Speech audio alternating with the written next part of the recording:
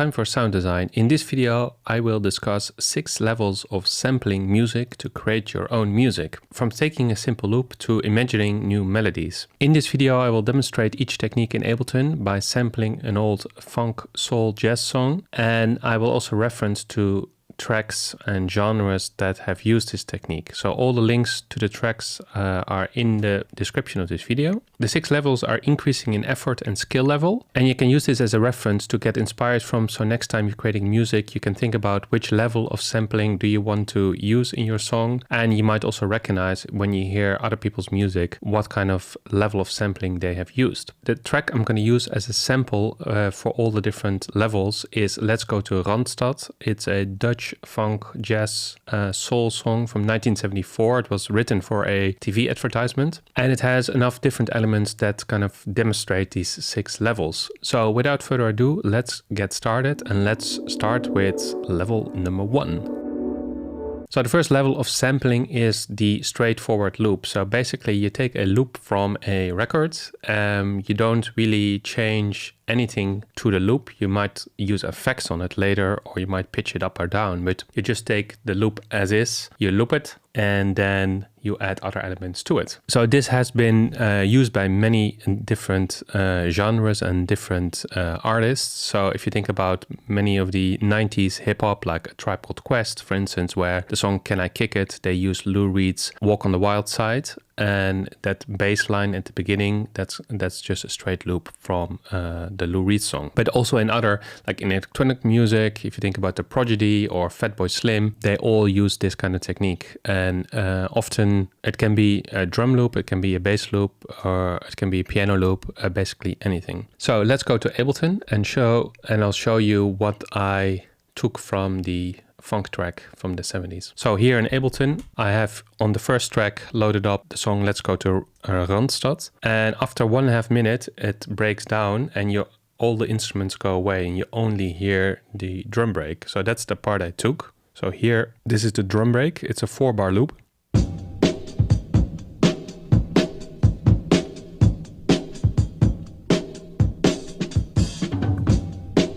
So that's just the loop as is. I used a few markers here to make sure that it exactly fits on the beat, but I didn't do anything to it. There's no effects on it. There's no pitching up or down. I just took the drum loop and then I added a bass to it, the sub bass from Operator. I added some chords from the drift synthesizer.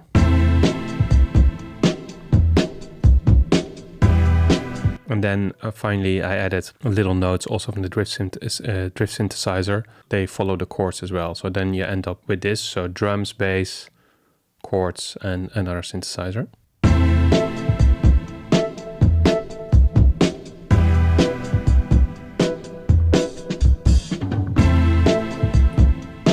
And as the name suggests, it's a straightforward loop, so it's very basic. And of course, you can expand this to create more variations, to create more instruments, create a breakdown. But the basic idea is just to take a loop from a song and then build upon it. Taking drum loops from funk records is something that's been done a lot, of course. Like think about Funky Drummer from James Brown or the Amen break from the Winston Brothers. Those breaks have been used a lot. So here there was little effort involved because I didn't do anything to the sample. I just took it out, put it into Ableton, and in Ableton this is a low effort. And in terms of skill level, it is pretty simple to take a loop that doesn't require a lot of musicianship. But let's make it a little bit more complex and let's go to level number 2.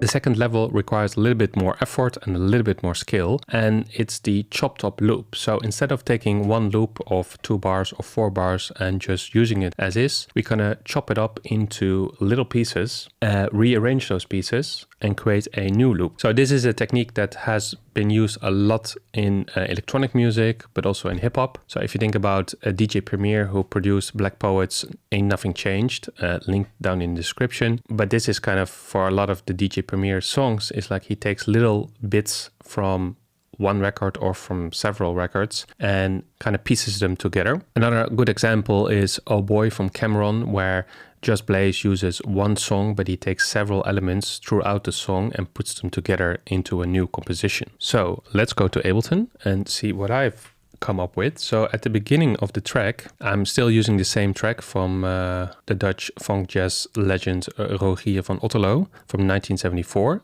The beginning of the track starts with a vocal over the drums and other instruments. I'm not going to play it because of copyright. So what I did is from the first 2 bars, I took basically 1 bar. So I took the first quarter note, the second quarter note, and then from the second bar, the first quarter note and the second quarter note. So if I play the original first 2 bars of this track, then I took only these 2 bits and these 2 bits. Let me play that. Then I labeled them 1, 2, 3, 4. So this is 1, 2, 3, 4. And then I rearranged it. So I start with 3, 1, 3, 1, 2, 4, 4, 4. So I create from that 1 bar of those 4 chops, I create 2 bars. And that sounds like this.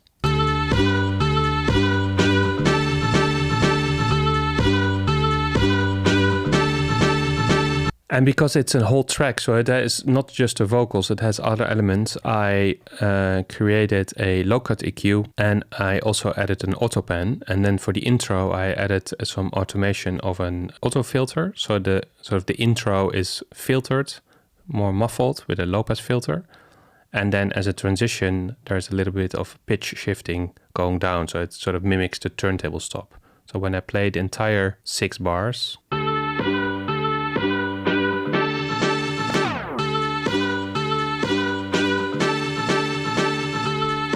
once you have this as sort of a basic loop, then we can of course add some drums to it and also some bass to create a bit more of an actual track. First thing is that I added these drums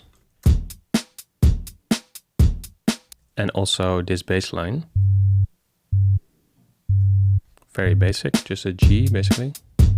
So then together with the sample, it sounds like this.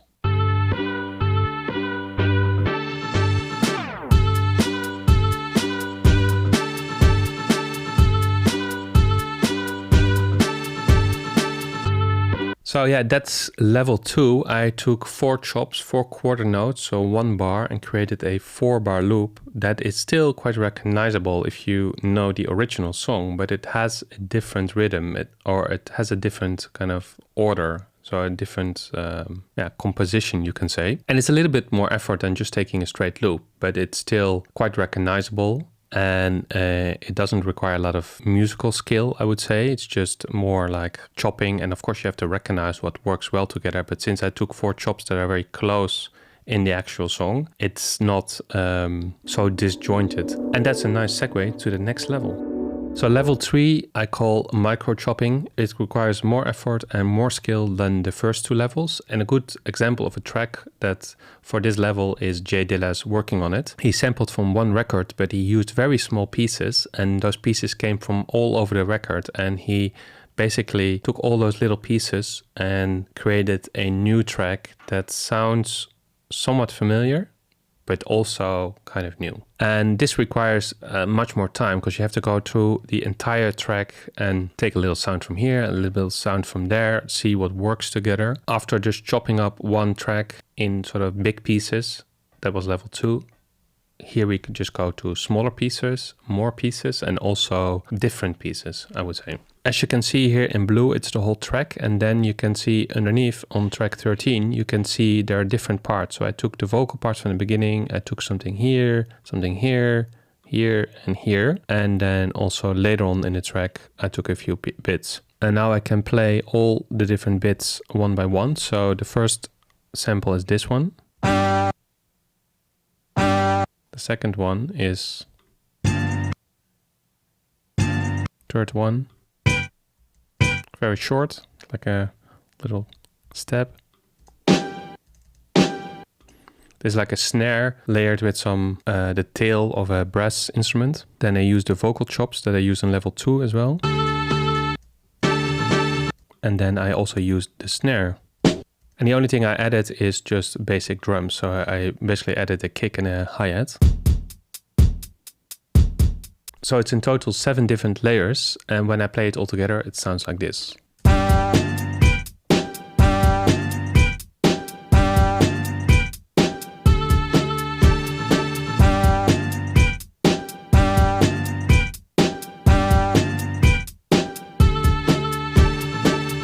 So as you can see, it's much more sort of chopped up. It gives a different vibe because the elements from throughout the song are used. And of course, you can also do this with different records. So you can say each sample should come from a different record to even make it more eclectic and interesting potentially. So you can see that this requires much more effort because you have to chop up all the different elements. You have to see if they actually work together. Of course, if you take it from one track, at least it's in the same key, but still it might not always sound good together. So there's much more skill involved. Apart from that, it also costs much more time. And this brings us to level number 4, the one shot. So this is a type of sampling that's been done a lot in many different genres, but it's much more difficult to identify because basically what it is that you take one short sound, usually a short sound, which can be like a kick drum, a snare drum, a hi-hat, a stab, basically one element that you just replay forward or reverse as is basically. For instance, in hip hop, but also in electronic music, this often gets done with drum sounds. So you basically take the kick and the snare from a track, from an old funk track, for instance, and then you create a new pattern with it. And that's exactly what I've done in Ableton. So let's go there and I'll show you level number 4. So what I did from the original is that it breaks down into a drum beat, the drum break that I used in level 1. And then for this level, I just took only the kick and the snare. So if I zoom in here, this is the kick from that drum loop, and this is the snare. On the snare I added some reverb and I did a little bit of a fade for at the end of the kick and the snares just to make it sound better, and I added also a saturator to the kick. And then basically I created a new pattern with this kick and snare that sounds like this.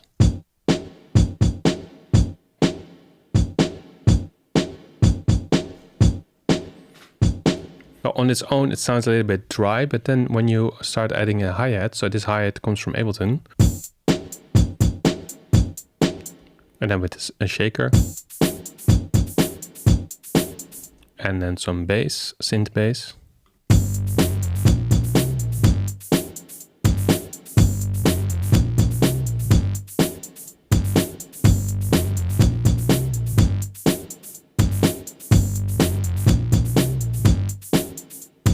So as you can see, this is going to require much more effort and skill because just having a kick and a snare, then you have to add a lot. First, you have to come up with a pattern that kind of is nice, it grooves, fits your idea, musical idea. And then you have to add all the other elements from it. So now I use the drum machine to add the hi-hat and shaker, but of course that can also be a sample. And then you have to add the melody and all the other elements to your song. So you get a lot of control. That's the good thing about this technique, where you can, if you take the individual drum sounds, you can really program the rhythm that you want.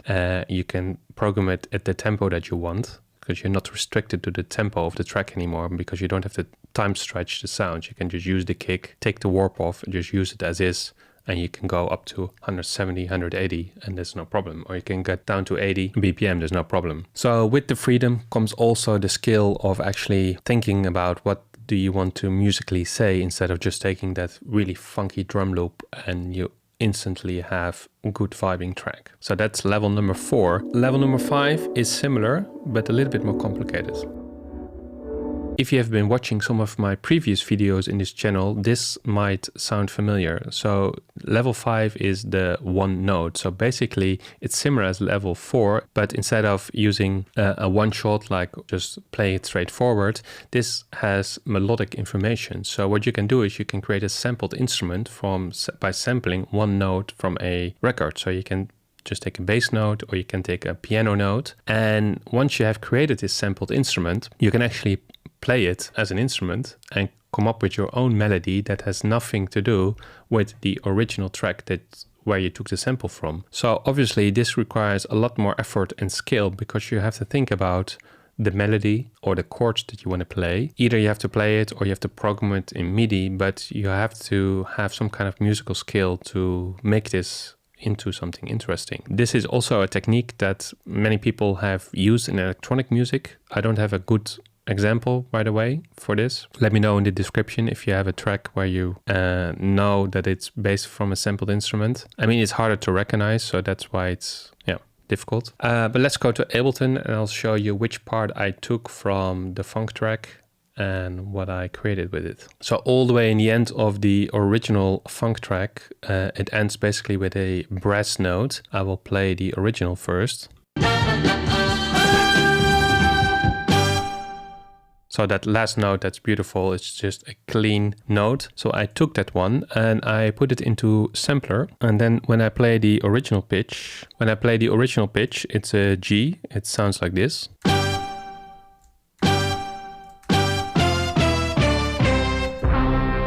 And then I created this loop with it. Added some delay to it.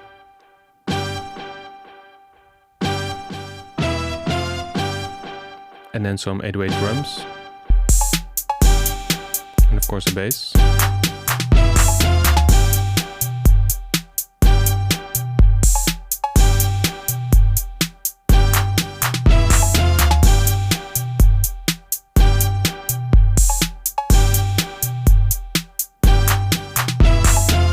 So I didn't do a lot of sound design to that note. I just put it into sampler, tuned it, added a delay to the last part, or to the first 3 parts, and then the last part I just actually programmed the notes like, as you can see here. So there's a softer G that sort of mimics the delay, and then there's an E and an F. And then I added just a 808 drums, simple pattern, and some bass. So without the step, it sounds like this.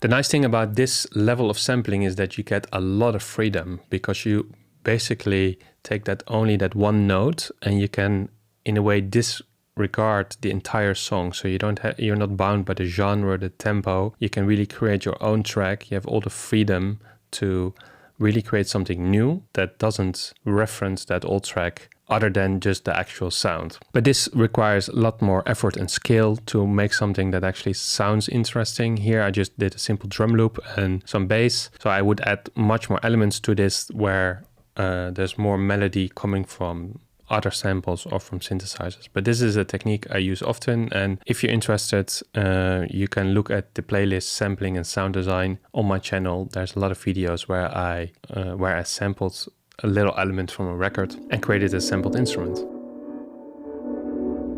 And then the last level, level 6, interpolation. So this basically means to replay a sample. And this can be on the same level as level 5 in terms of effort and skill. It really depends on what you're actually trying to replay, and also how good you are at replaying stuff. So I wouldn't say that level 6 is necessarily the highest level. It's a bit different than level 5. In terms of effort and skill, either 5 can be the most difficult, or 6, it really depends. For instance, a good example of things that are replayed is Dr. Dre's The Next Episode. It's a sample from David McCallum, The Edge. So that melody is allegedly replayed. So the beginning is a sample, and then the actual melody is replayed. And this is often done in hip-hop as well. It's also because of the legal issues that it's easier to replay a sample than to actually use the original recording. But of course, when you replay something, you can play it with a different instrument, you can play it at a different tempo, so you have much more control over the sound. And the other kind of fun thing about replaying is that you can add stuff to it, or you can only replay a certain section. And that's what I've done with the funk track in Ableton. So let me show you what I've done. This is actually not something I often do myself, but it was a bit of a challenge to get this properly done. So from the original, I got inspired by this piece. And I'm talking about the top line, that's why I put a heavy EQ on this. So it's basically the little ascending loop that's in there. This one. I think that's a nice little part to take. So I replayed this with a synthesizer, and it sounds like this. So that's what I created from it. That's a 2-bar loop, so I didn't want to loop it. So then I basically added this one before. So that's how it sounds in total now.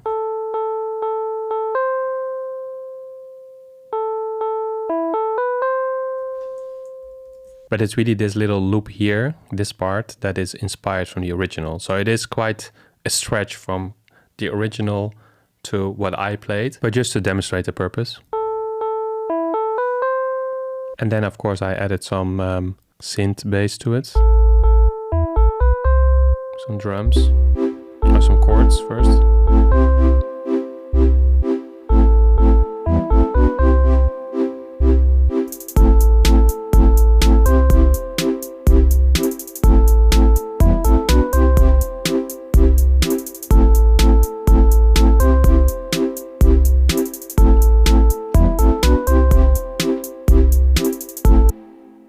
So as you can see, you can go really sort of away from the sample and just get inspired by like 3-4 notes and create something that's completely different. Or you can just replay, like the next episode from Dr. Dre, you can really literally replay the sample. And then when you hear the original, it's instantly recognizable as such. That's really sort of the creative direction you take. Let me know in the comments what kind of sampling level you usually use in your music, or if you have any more suggestions of more levels or a different classification, if you think it should be looked at from a different way. Or I mostly looked at like sort of the way you can chop samples in terms of effort and skill level. There's different ways to look at this, of course. So let me know in the comments what you think. Keep making music, keep sampling, and see you in the next one.